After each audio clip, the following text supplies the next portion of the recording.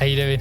I'm Tim Cocker, and this is a slightly different episode of the Radio Academy podcast where I'm going to be sat in the passenger seat with you. For this one, I'm going to let the boss take the reins because Aradhna Tayal Leach is the new Managing Director of the Radio Academy, a role in which she will, as the Radio Academy does, champion and connect, support and uplift all of us in the radio and audio industry.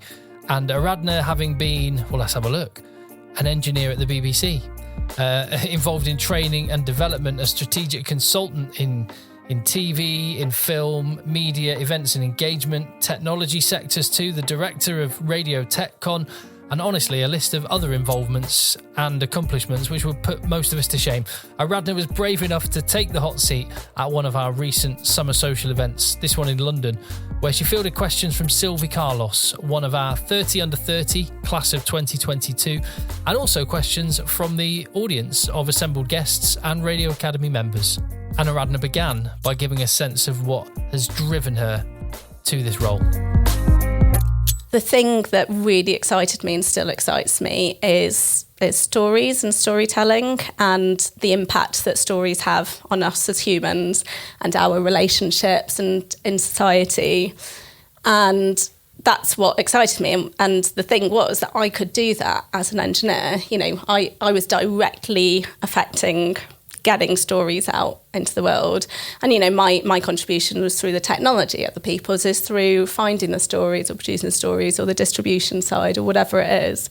And then the second thing that drove me to industry development is, are we doing it and how are we doing it? So the stories have impact if you are reaching people, if you're representing people, if you're reflecting their lived experience, if you're challenging them, if you're entertaining them, if you're driving emotion, and if they keep coming back and keep exploring more and more and more and different things. So you can only do that if you've got a diverse range of voices and perspectives and approaches. So I think that's where I went from engineering, or something I didn't mention, I also produced independent films as a sort of a passion project, and I really loved it. The thing is, I personally could spend all my energy on making one film in a way that I felt was the right way to do it. I could do that on one film, but what about all the others? Maybe 3 people might see my short film in a festival somewhere. So that's the other thing that drove me to industry development, is actually where my skill is, and something that I really enjoy is looking at that bigger picture, that strategy, and thinking, actually, if we could work with the whole industry and get everybody to look at, making sure everyone gets paid properly and making sure everyone gets an equal opportunity to get to work on that film or to amplify their voice rather than telling them what their voice should be. And if everyone was safe and felt looked after, for me, I see that I can have an impact in this role in industry development with sort of joining up partnerships across the industry and having these discussions to move the whole industry and every organisation towards that point as well. Typically, when we talk about radio and audio, we naturally think about our favourite presenters, right? Ideally, music presenters a lot of the time, and then producers are secondary, but we're missing a lot of others, which is how I think things like TechCon come in. And who else are we missing? Who else needs to be brought to the table more often? Yeah, it's something that I feel really strongly about, and something that I have seen evolving really rapidly in our industry, but often less rapidly within organisations like the Radio Academy, to be completely honest. And I think at the same time that is changing. And for example, first engineer at the helm of the Radio Academy, feeling proud. It's not that engineering is new. I mean, what was it? Helen, the second employee of the BBC, was it? But, just kind of recognising everybody that is in our industry. And, that doesn't mean that I think the Radio Academy, for example, is doing that representation of every single area. What the Radio Academy, I believe, is here for is to support everybody who works in radio or audio. And then organisations like Radio TechCon are there as kind of the more sort of important places in terms of that really in-depth community engagement with those areas.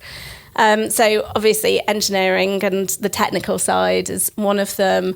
There's also, I think, when we talk about working in audio and you talk about presenters or producers, well, actually more and more in radio, but especially in podcasting and other forms of audio, including streaming services, so many of those roles are all merging. Obviously you've got your presenters who are also producing their own shows, and you've got, the engineers who are also presenters, and you've got journalists who maybe don't consider themselves an audio producer, but it's what they're doing. They're journalists, they're dedicated to news, and their medium is putting it out through a podcast or on the news, on a news show, on a radio programme. I think it's really important to also support, as an industry, all of the grassroots organisations, by which I mean community stations and, community-led internet radio stations. A lot of podcasts are grassroots to the level of it's a person who has a passion for an area, and they don't see that represented anywhere else. Across that whole spectrum, it's really important that everybody working or paid or otherwise is supported in the industry, because again, it all drives our industry, and it makes for more diverse content going out. So training and development is one thing that keeps popping up that you keep coming back to. So for anyone who doesn't know, what is RAMP about? What does RAMP do? So RAMP is the Radio Academy mentoring programme. And I'm super proud that we're running this. We've run it for 2 years now. So as part of this kind of the strategy that the board sort of agreed to in 2020, it was looking at where are the gaps. So there is a bit of a glass ceiling around the mid-career level where it's really difficult to progress. And we've seen more recently as well, there's talk of skills gaps. It's difficult to find freelancers or staff people to do certain positions that aren't the entry level, but are, maybe producer level or above. And there was a frustration on one hand that, well, why aren't I getting those jobs? I've got all of these credits. I've been doing this job essentially. I'm getting an assistant producer credit when I am producing, I'm researching, but I'm also running this podcast. So why aren't I getting those jobs? So RAMP looks at offering mentoring for people who are mid-career level. And it matches them with people who are quite senior in some very, very senior in the industry, but more importantly than that have this immense experience and often diverse experience.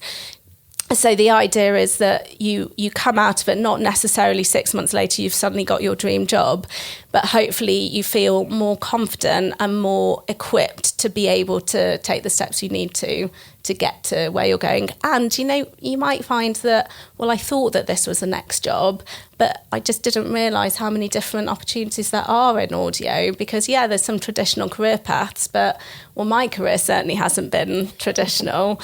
So there's many different ways to reach somewhere, and maybe you go off on a different path and you find, actually, that's what I wanted to do all along anyway. So RAMP is it an annual scheme? It is an annual scheme. Okay. So it will be opening this autumn for next year. Okay. Right. I'm going to be cheeky and ask this question because I have a feeling that there might be a couple of us in this room who are on this. And this is a safe space, right? Well, now the cameras have got off. Even better. Managing Director, MD. Sounds like a very big role. I think we all agree, right? What does it actually entail? It's a very good question. To me, it comes down to, well, firstly, what is the Radio Academy? And the Radio Academy is a charity. It's there to support the people who work in radio and audio. So it's a charity that promotes and celebrates excellence in audio. It's the people who do that. So we are there to support the people, which is everything that I believe in, everything I was talking about, industry development. So to be able to come to an organisation like the Radio Academy with such aligned values, and then to lead the Radio Academy, because honestly, that's what I thought the job was. Like, I'm the boss. So to be able to lead the Radio Academy and to come and say, well, you know what, I don't think you are representing engineers enough. I don't feel represented. Well, I'm here now, so let's do something about that. Oh, well, somebody came to talk to me. Well, you know, you said you want to do something about sales, but you're not doing this, that, and the other. Oh, well, do you do that? Well, come and join us. Like, let's work on that together and see what we can do. So it's a lot of that, a lot of building partnerships. So I spend, on a practical level, I spend a lot of my time talking to people, which is great because I love talking to people, and finding out what you do and seeing what we do and find out ways that we can mutually support each other. And also kind of on a practical level, we are a charity, so garnering support to from individuals and from organisations who support what we do, so that we can hold events like this that bring people together, and the RAMP programme, the 30 under 30, to celebrate younger talent. We've got the Radio Festival, the Radio Academy Festival, coming up on the 12th of September. Date for your diaries, get your ticket here. So I spend a lot of my time working on that, looking at the programme and the schedule, working with our executive producer and chair and coordinator on, so what are the discussions that we should be having? What do we, the audience and the festival is all of us, it's all of us who work in audio. Who do we need to be hearing from? What do we need to know? What are the debates that we should be having? And then if you really want to know, there's also the actual operational side, managing the finances. This weekend I went to our storage locker and picked up this lovely little box here. So, kind of very, very hands-on. I mean, again, we all work in audio. We all know what it means to be hands-on. Very much so. So we're kind of living the dream there as MD and carrying boxes around as well. What would you like to achieve? I'd really like to leave this position whenever that time comes, feeling that I've made a difference in people's lives, of the people who work in the audio industry. And by that, I mean, I want people to be saying, oh yes, the Radio Academy represents me, it supports me, I feel supported, I feel that our industry is better for having the Radio Academy there. And I want to broaden that. I want everybody in audio to be thinking that everyone feels that they can come and say, well, this is what I need. And for us to at least be able to have a conversation about how that person can be supported, whether it's because of the direct impact of the Radio Academy or because it's saying, oh, you want to do this? Oh, well, actually, have you spoken to Camilla, who runs Podio? Have you spoken to Lisa at Multitrack? Because they might be able to help with those. Oh, actually, you need this. But, oh, well, have you talked to Chloe at Audio UK? Let me introduce you. Or why don't you go and see Anne and drop by Radio TechCon? And, it's so amazing that so many of those people that I'm massively name-dropping are in the room, because that's all part of it. So I'd really love, that's what I hope for. So for kind of a very united industry that supports and represents everybody in the industry, and for us to all find where we slot together so that everybody goes away thinking, yeah, I feel good. What is coming up with the Radio Academy that people should be putting in their diaries? Well, the big one is the Radio Academy Festival. That's 12th of September, and I am really excited about that. The thing that's exciting me about the Radio Academy Festival is being able to go and actually hear from some of the people that you don't normally hear from, and those different perspectives. Something that excites me is actually, we talk about, well, this is a method that's best for radio, this is best for in podcasting, this is better on an internet streaming platform.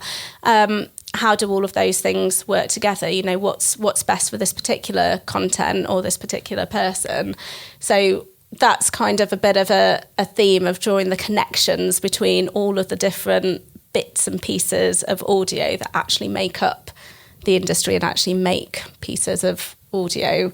So that's all I'm going to say on it at the moment. But, drawing those connections and teasing out, the voices that we don't necessarily hear as much from. Does anyone have any questions or anything that we should be discussing? Because now is the time. I set up a audio post-production company in the first wave of COVID 3 years ago. And we're trying to support a growing pool of freelance engineers. I had 2 individuals come to me within the last 3 days. I'm interested to hear your views with a production and engineering mindset and operational mindset as well on this. Saying, we haven't necessarily got the money to employ one of your freelancers, but can you suggest any AI tools that we can bring in to get the sound of a certain podcast who we're wanting to aspire to be? I'm really interested to hear about where your thoughts are in that world. On the one hand, making efficiencies and workflows and processes smoother, faster, better, versus not wanting to erode the talents of the people who spent careers developing those, and where your kind of strategy is and mindset is in relation to that. Yeah, well, I don't know if I've really got a strategy for it yet, but leave it with me. But I do have views on it, because I think that it's really interesting, this discussion around, on one side, this sort of super excitement around, wow, AI, this is a new thing. And the fact that anyone gets to use it, it's not like, when the first new shiny Apple phone came out and 3 people could afford it, this has been rolled out really widely. So that's really exciting. And then in the same breath, you hear the fear, is this going to take my job? Is it going to make me redundant? Well, it can't do what I do.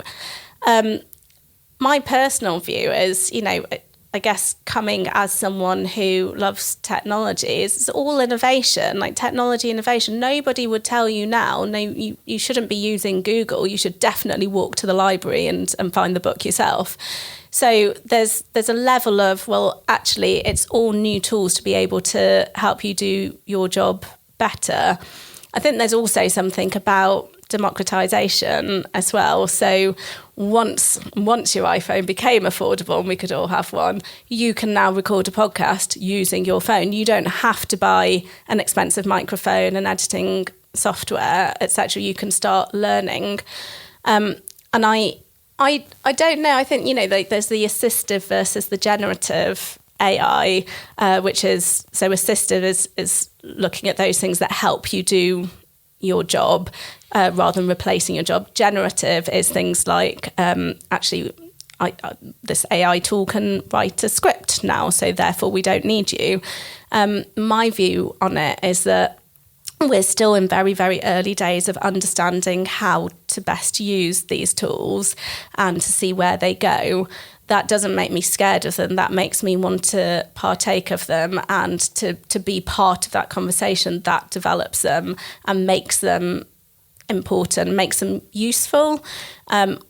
The bit that I do think is far behind, and the scary bit, is how there's this complete lack of understanding and lack of regulation, and even a lack of legal stance on a lot of content made with AI, but just the use of AI tools generally. That I find scary, is how far behind that is compared to how quickly the technology is evolving. So I think that's where the focus should be. So imagine you're 12 months in. What would you like to see more of in the radio and audio community, and what would you like to see less of? I suppose, it's a bit of a cop-out to say I'd like to see more of this, but I would, I think that this connection and community is really, really important. And I'd like to find, don't ask me how I'm going to do this yet, but I am really passionate about sort of the audio community across the whole of the UK. As I said, I'm from Manchester, and I moved to London for the job, and then I've stayed here ever since. It's very much my home. But I want more of that everywhere. Which is happening. We've got our competing Birmingham event tonight, and we were in Leeds last week. I suppose, more connection, all of this sort of everything that I'm talking about, the training and the development, the celebration, the lifting each other up, the equity. I really think a lot of that comes from community, and I want to see in that community, whatever that looks like, however it's done then, I want there to be people from every single different organisation at all the different levels. I want all of the bosses from the biggest audio brands that you can think of to be in that room with, all of us, with the people just coming into the industry, the ones running, the student radio stations as well. Because if they're not seeing each other and talking to each other, I don't really think anything will change. I definitely want to see more of that in 12 months. Let's see at the Radio Academy Festival 2024. Let's see how it differs, and then you can assess whether I've achieved that or not. What I'd like to see a bit less of is, and again, speaking very candidly in our safe space, I think a bit less of the infighting, I'm going to call it for want of a better word. And I don't mean competition or those commercial, competitive differences. I think that's exciting. It's what drives us. Competition is really important. But when it comes to supporting our people, we should all be aligned on that. We should all be doing it together. And that doesn't mean that, everyone else stop and everyone just do the Radio Academy. I'm all for having lots of different people all working towards boosting the industry. And I would like us to work together more and less of this. I don't think you do that. You're not good at that. Or it's, sort of what is it they say? A bit less fighting over the pie and more fighting towards just a bigger pie to begin with. I think we're in safe hands, aren't we? As Aradhna put across so well, the Radio Academy exists to support you. There's the 30 under 30. That's open now. Nominate yourself or champion someone you work with. You can find out how to get involved in the Radio Academy mentoring programme that was mentioned. All those learning resources and networking opportunities, details are on the website too, where you can also bag your ticket for the Radio Academy Festival. It's coming up fast, Tuesday the 12th of September. Now, radioacademy.org, and you get all that for membership, which is for as little as £3 per month. It's a snip, innit? My thanks to Aradhna, obviously, but to Sylvie Carlos for hosting that event, to the team for capturing the audio so that I can share that with you, and to everyone that turned up, not just to the Summer Social in London, but to all of them around the country. And see you at the next one.